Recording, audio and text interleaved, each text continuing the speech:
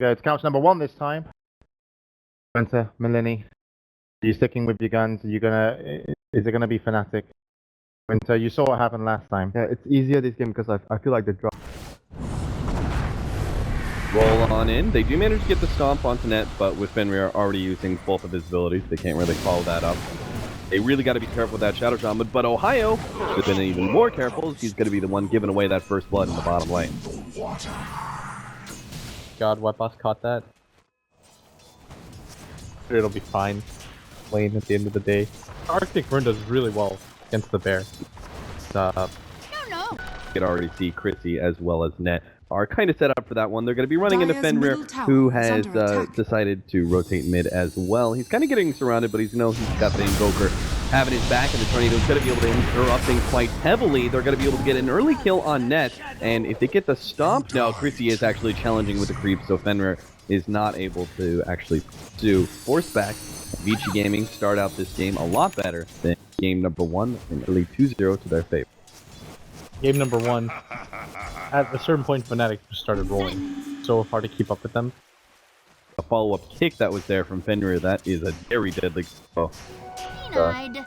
Quick reactions from him does allow him to be able to survive. That Splinter Blast is already probably one of the best D-pushing abilities in the game. Really long range, high amount of damage.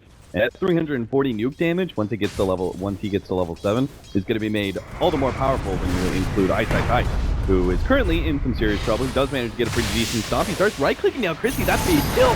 They can actually control him up. They will be able to get it. Mushi executes the Elder Titan in return, but it's going to be a 2-for-1 trade-off. Very favorable for Vici Gaming. Only poor Ice didn't have to wait a full minute to revive.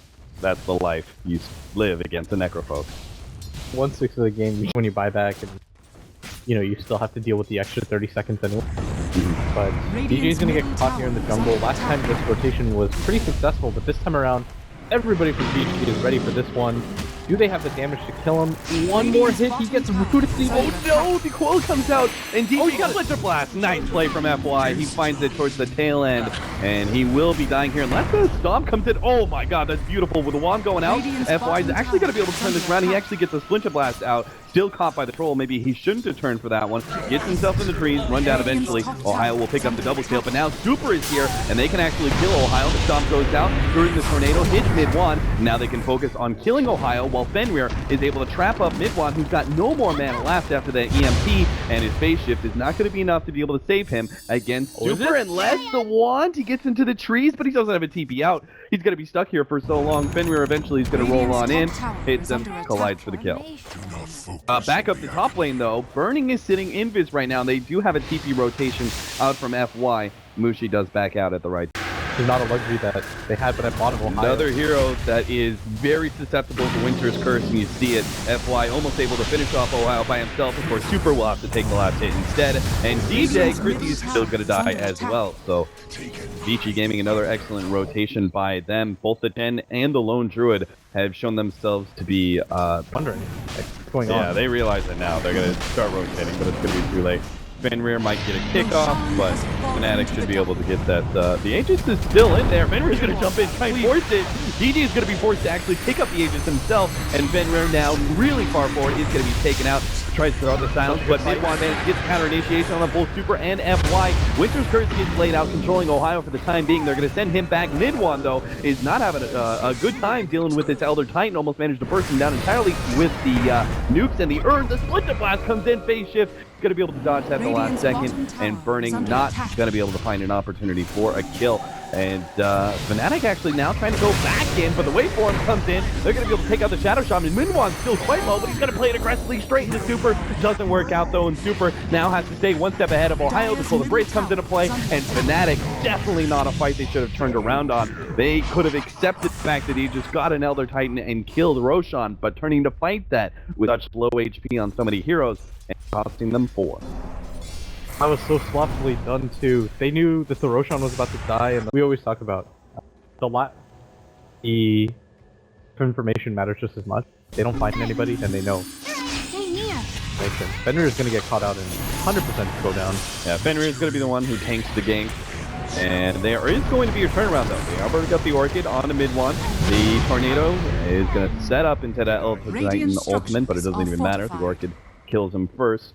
I think he can get a little bit more though. Super does not have Tornado for another 15 seconds, but he can get something else. He's going to invoke Cold Snap, see if he can get in range of net. Is under attack. Doesn't look like it's... I mean, he's going to be diving in really deep if he wants this kill on net. Yeah, it doesn't look like it's going to happen.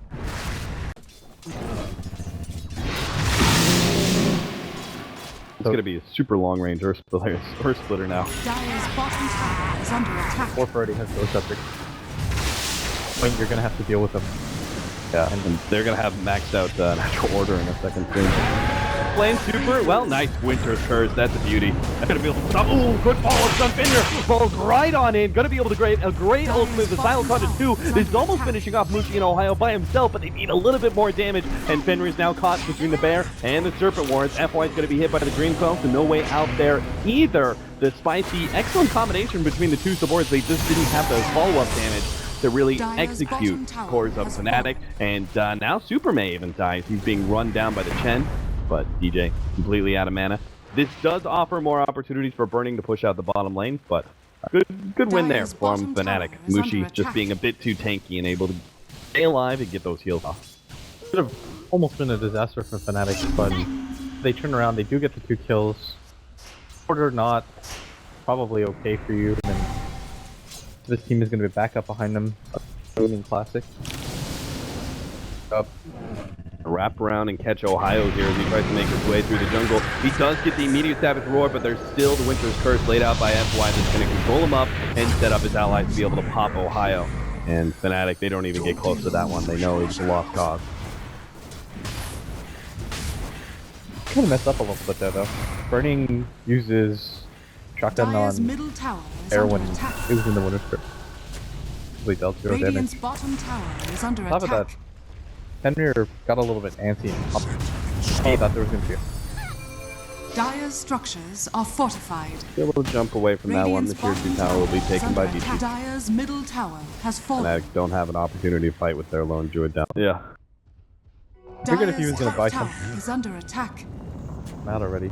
The 5-man smoke from Fnatic, they actually are in a decent position to be able to get this fight, but the smoke has already popped, and now Ice is throwing out his image. The Tornado is going to go down, the Stomp followed up, but the BKB activated by Mushi, but still Burning his physical damage is ripping through Mushi so quickly. Fortunately, the Earth Splitter did not catch Mushi, but Super's going to town on the left-hand side. He's already taken out the Shadow Shaman. The Lone Druid Bear goes down. Burning is able to get the rundown as the BKB runs out eventually on the Necrophos, and he shotguns him away, and now we'll be able to get Christie as well. Tries to hide himself.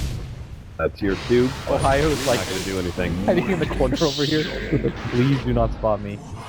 Will be able to get away, so Fnatic keep 2 of their cores alive, but a nasty fight, as that was their 5-man smoke. That was supposed to be one of their fights to really take, but their initiation did not get hold super with an excellent Tornado to lead things off.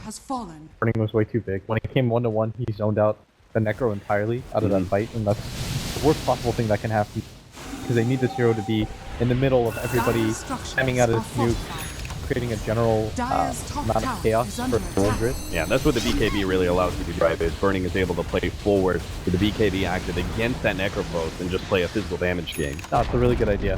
I think Mushi 100% had Blink Up, but he was also getting sent back by the Chen, and I don't think he thought he was going to get shotgunned by Burning. He might have thought it was on cooldown. So I was wondering, okay, you can blink out now, Mushi, be okay, but not like he's just been maxing things a little bit too much. Mid one is trying to catch somebody here. His Blink Dagger's up, Dream Coil as well. They'll be able to get FY, it looks like. Turn around, Winter's Curse. Not sure if they're going to save FY at all, though. Tornado. And they will be able to pop him. Reaper's Scythe is going to be utilized. 80 seconds. Death timer on the Winter Wyvern. Still, Vici Gaming, they lost their least important hero. And they've got a plethora of items coming in. They've completed the... Blast is just brutal. It's so hard for them to hold high ground without their... He's Heroes aren't meant to hold high ground. Jump in from mid one, but immediately the Winter starts to lay down onto him. Gonna try and combo it up with a stomp and try and pop it afterwards with York. If he does manage to get off the Yule Scepter though, there's gonna be an element of counterplay. He's completely out of mana. Burning's down to half HP. They do have Mushi on the front lines ready to go with the Reaper Science, but Burning is just way too much HP as he goes full strength. And now Fnatic, they're gonna be forcing the buyback to try and keep this fight somehow in hand, but it's just too late. Vici Gaming managed to keep every single hero healthy and take out 3 on the side of Fnatic, 4 actually with the buyback. Lane of Rax goes down and Fnatic, that is Catalyst talking.